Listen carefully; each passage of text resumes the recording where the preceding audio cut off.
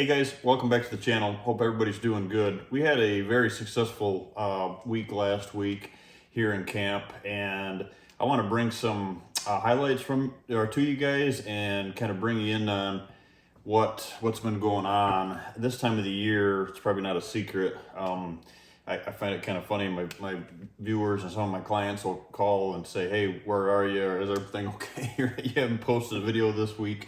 And that just lets me know that everybody is paying attention, I guess, right? Or always wondering what's going on, and that's great. I surely appreciate that.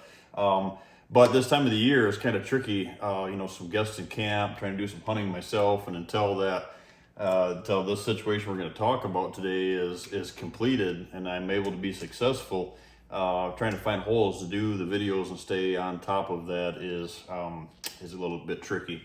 So, but what we're going to talk about today, guys, had a pretty good season. So let's just start here, right? I had a pretty good season.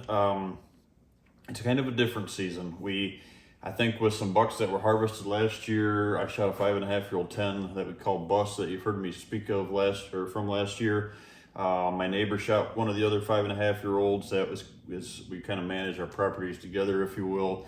There was a 4.5-year-old buck shot off to the south of me, and we actually harvested a buck on a lease that I've got down the road that spent some time here on my property in January, hence the reason his name was Tardy, because he's always tardy showing up late to the party here. My buddy was successful on him last year, about a half mile down the road. 4.5-year-old 160-inch deer, beautiful buck. And so there was some deer killed in the area last year. I'm not sure if that played in, obviously maybe played into that a little bit as far as what we had going into this year. So it was kind of a deal where I picked my target buck, actually a buck we call Cheeks, and that buck has been here since day one, or in the community since day one, right? And I had a really good encounter with him on a bow hunt. I think it was the week before the muzzleloader opener, so somewhere about the middle or the first week of October. I think I had 2 sets in September, first of all, 3 sets in September, or the evening sits. Didn't see him, seen a couple of the 4-year-olds, but didn't see him. And then we got to that date I was telling you about in October, had him at 45 yards, and a little buck that was coming in with him that he was traveling with he was following him. The 5.5-year-old was actually following the 1.5-year-old buck, and that 1.5-year-old buck knew something was up, and he just kind of let it astray. Kudos to him for being smart. He almost got the old man in trouble. Had him at 45 yards, just couldn't seal the deal. And then, like I said, had some guests in camp, and I was really being just picky this year, seeing if there was something new in the area, because a lot of those bucks had been slotted out last year, seeing if something would slot in. Rumor that there was a really good deer in the area, stuff like that. So that got us to the rut, right? Ended up having a really good couple AM sits in 9 bucks one morning. Then that got us into, I had Brad Harper was in camp so he was here the first day of our gun opener. And Brad, I think, ended up seeing 4 shooters that was over a 5-day period, 4 or 5-day period. And wouldn't you know it, just where they came in, and there were some does issues related to some sits. Anyways, Brad wasn't able to get the deal done, but had one at like 40 yards, really cool buck that we've got that needs to go half rack, 4.5-year-old buck. So kind of one of those seasons, right? It's kind of just that marathon approach. That gets us to Brad was here the first 4 days, I think, of the gun season, and that got us to about the 15th. So let's just pick up there. So our gun season this year started the 9th. Our modern gun, which is our rifle season here, started the 9th. And I actually sat when Brad was here and seen some young bucks, some does, and just didn't see the buck I was looking for. So then on the 15th of November, I'm gonna go over this, what on this hunt here, guys. And the reason I'm kind of just building this for you is to let you know that some years on average, I average about six sits for a opportunity. So my sixth or seventh sit was I passed up a really good 4.5-year-old buck with a muzzleloader. That was six or seven, I believe. And then so the opener, I don't know why this is, but the opener was about 11, 12, and now we get to, like I said, the 15th. And so I'm like 15, 16 sits into the season at this point, right? So it's kind of one of those things, guys, where it keeps me focused, because I know law of averages over so many years of doing this strategy this way. That 6 or 7, 8 hunts is usually when stuff happens. So it kind of motivates you a little bit, right? So in the stand, I go in, I hunted the evening before, which would be the 14th. Make sure I get my dates right here. The 14th of November. Had a really good evening sit, seeing a 2.5-year-old buck, a handful of does, a lot of good movement, and I was able to get back in the same location the next day. But it had rained. I actually sat in the rain the day before all night long, and it was just one of those crappy weather days, right? So I knew if I could be in that stand, that blind, in that particular spot going into that hunt after the rain stopped, there was a good chance. It was like 30-degree temp drops, and it was just, I think I had made a video on that it was potentially going to be one of the best hunts, right? So I think this was the day after I shot that video. So I go in there on the 15th, and the strategy here, I'll show you this, guys, on the map. But the strategy was on this, is I had to hunt that on a northwest wind, and I can't get down the property line that I need to get to that stand in an evening hunt without blowing deer out of a neighboring property and the backside of some habitat that I've got cut in. I use that access in the morning. So it just really goes to show, we're going to talk about some lessons learned, right? It just really goes to show, just because you go in one way doesn't mean that you have to come out the same way.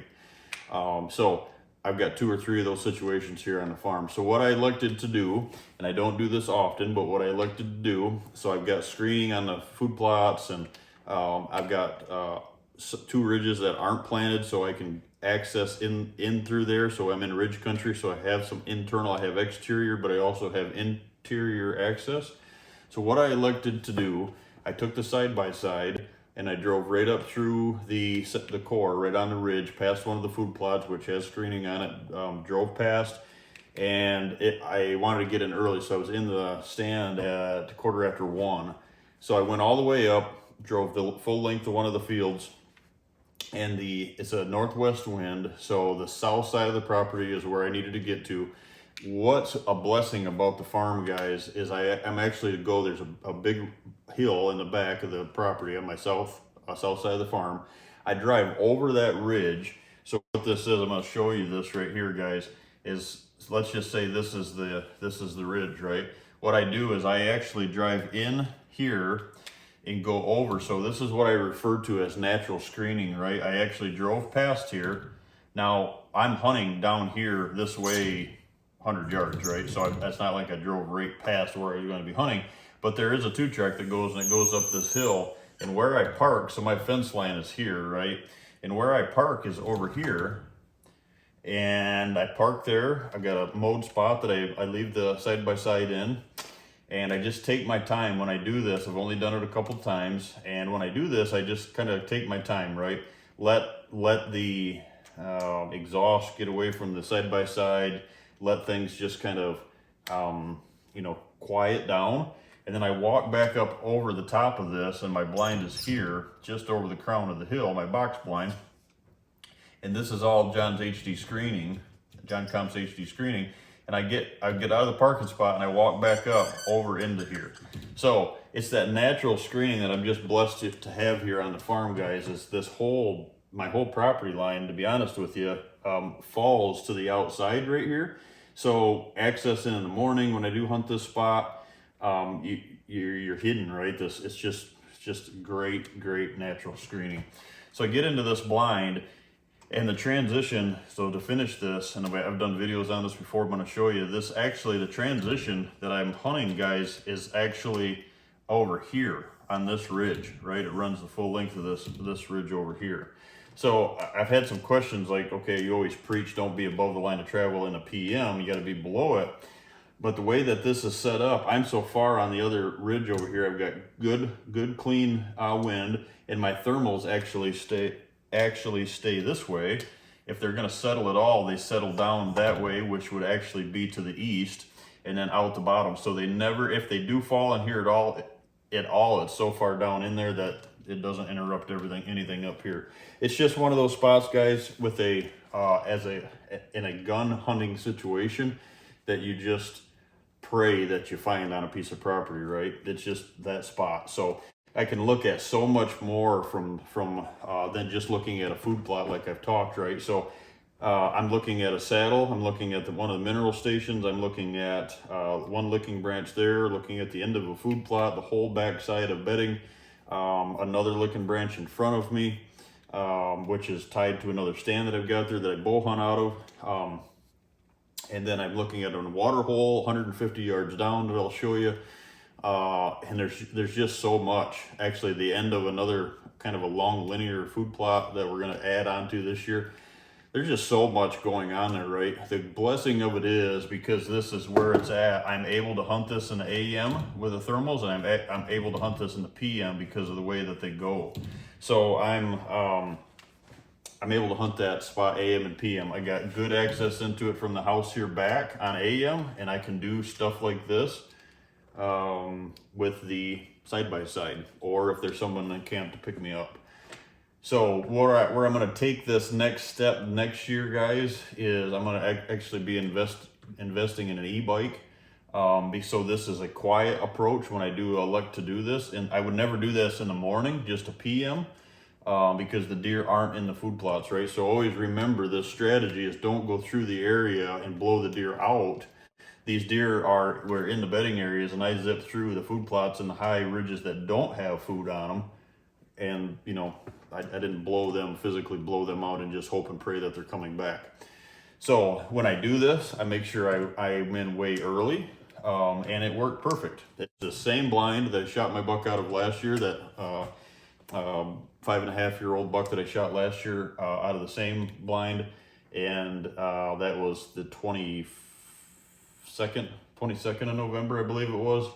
And so this is a week, 9 days earlier, whatever that is, this year. So I just feel very blessed to have this, and I wanted to take a minute, guys, to share this story with you and share this with you, because I think there's just so much that a lot of folks can learn. So I crawl in the stand, 1:15, and immediately after I get the windows open, I see a 1.5-year-old, I think it was a 4.6 point, working through what is doe bedding in front of me, and that I still have to, I've done some, but I didn't do all my cedar extraction, and it's not completed. And he was in there, head down, come down, hit the transition, actually went to the water hole, and 150 yards away. And I was like, boy, that's a good sign, right? I mean, I have been in the stand 10 minutes. I get settled in, look up, here's another deer doing the same thing, and that's another 1.5-year-old buck, same footsteps that buck was in. So I'm like, okay, at some point during the morning or the early afternoon, there was a doe that went through there, and she's left some of that information off them interdigital glands on the hoof there, right between her hoof, and she's close. So now we're probably around the 1 o'clock time by then. 15 minutes later, I look up, so this is at 2:15, an hour after being in the stand, third deer. Look up, and here's another buck on the same track as those other two were. This time, he's got some headgear. So I grabbed the glasses, and when I put the glasses on him, I didn't make the connection who it was right off the bat, right? So that got my heart pumping, because he had a pretty good set of, pretty good rack. And usually I should kind of strive, right, to know what I'm targeting or what's in the area. And it just wasn't somebody that jumped out to me. Well, as he works through the doe bedding area, he's got his head right on the ground and he's dissecting this doe bedding. Once he gets down, he comes right down, so he's not actually running parallel to the transition. He's running perpendicular to it, dissecting that doe bedding. So whether he or the other buck was bedded, the other bucks were bedded on the other side of it, and that doe come through, or they were just searching, I'm not sure. I didn't pick them up. I have a picture of the buck that I ended up harvesting here on the other side of the farm that morning, but not soon, right before I had shot him. So he works his way through, and I'm looking at him in the glasses, and I swear he's a 10-point, right? Heart's pumping. I'm really got me charged up. Grabbed the gun, and he come down. I had to go out to my side window, and he came down, and he's actually quartering to me a little bit, going kind of downhill at 90 yards, which is up here, about 30 yards from where I shot that buck last year, just east of there. And he comes working down, he hits the transition, and when he hit the transition, he was just in a opening, and I blatted to him just to get him to stop, to lock him up, and I just elected he was too good to let go. I didn't really know exactly who he was. So I told myself when he was coming down the hill, I think he's a 4.5-year-old buck. I checked the tarsal real quick. It looked real black, and I just elected to shoot him.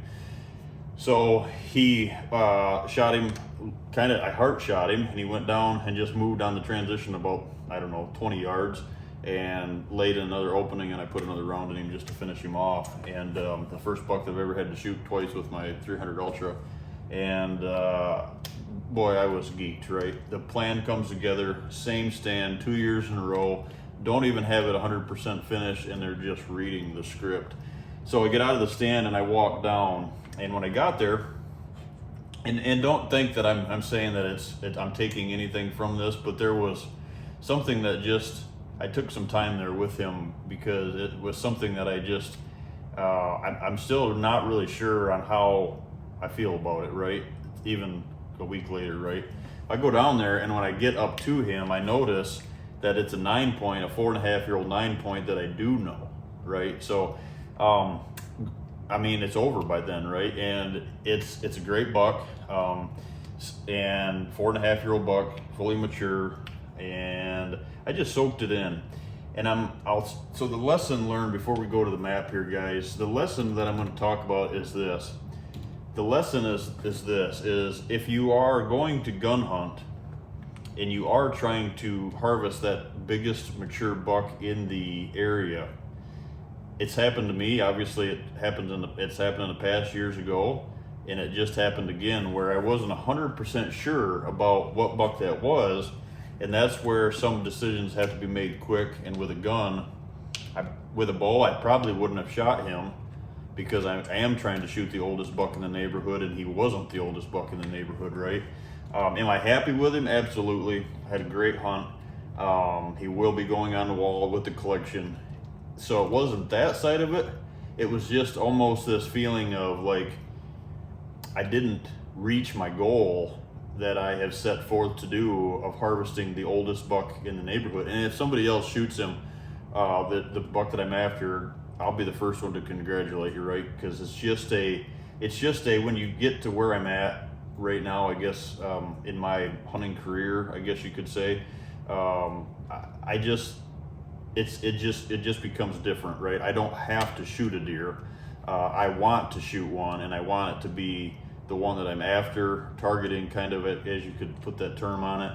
And doing what I feel is I'm doing the best for the farm. So I get down there, great buck, 17 inches inside, great mass, big crab claw. I'll show you some pictures here.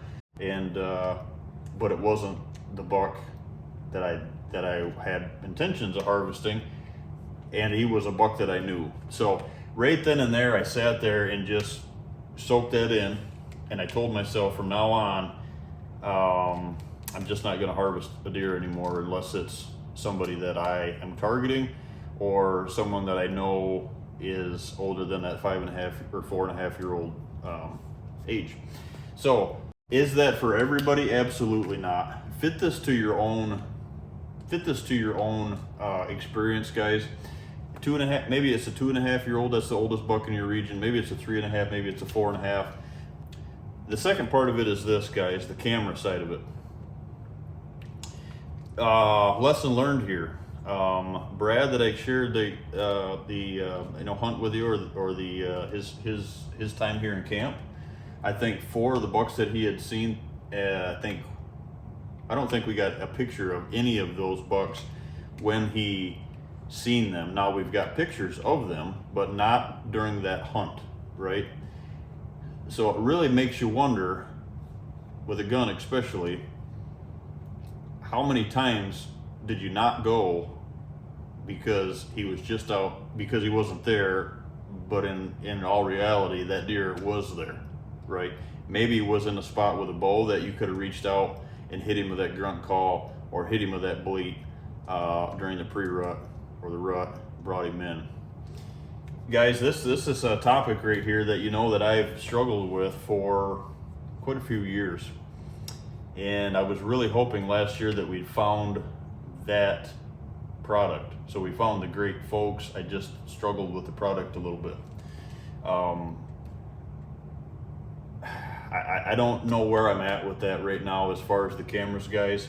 My heart tells me is what I'm going to do is I'm going to put cameras on my food plots and my water holes, and the rest of the cameras are getting pulled off the farm, because you're not getting the information that you are relying on, and it puts you in this such a relying on and only on your trail cameras.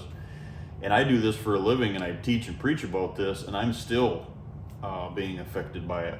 So I think that there's so much woodsmanship that is being lost with the aid of cameras. I really believe that. And do I believe that they are a great tool? Absolutely. I wouldn't be using them if I didn't think they were a great tool, right?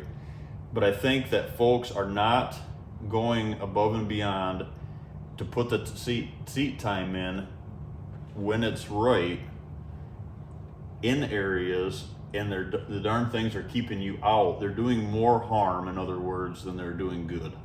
Something to think about, right? So I'm going to keep you posted on this, on where we're at with the camera situation coming up here. But I've got them on instant right now, per the request or per the recommendation of the Reveal cameras. And I don't like it. I'm not going to lie to you. I'm not going to sugarcoat that. I had them on a batch, and so I had them batching 10 o'clock in the morning, 10 o'clock at night, so I could make a plan for the next hunt. So I wasn't in the stand, my phone wasn't buzzing, and I try to really not do that when I'm hunting.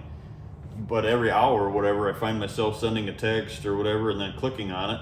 And you can tell yourself you're not going to look at it, but you answer a text message or send a text, or on Facebook or whatever the time is. We're all guilty of that with our darn phones, and clicking on it. October, I think it was Halloween, sitting in and it probably was one of the better hunts of the year, sitting there with my bow, half hour before dark, don't have my bow in my hands, and I just stopped then and there, and I thought, you know what, I'm relying on these cameras way too much, and I just don't like that instant information. So is that for everybody? Maybe, maybe not. I don't know. That's just where I'm at with it. So you're going to see some changes coming in my strategies, and kind of some teachings that I'm going to start honing in on how we get away from that. It's not going to change any of the design features. It's not going to change any of that, because I really believe, guys, if you can get the information, whether it be a carded camera or a regular SD carded camera or a cell cam, off from a early season, maybe off one of your feeders, your food plots, my water holes. I don't need to know that he's at every stand. I just don't. So I'm hoping to take my $250 a month cell bill that I've got right now, which is going to be more with some properties that I picked up, and I'm hoping to cut that down at least way less than half, and really start putting some more trust in what we all know that we've got deep inside of us.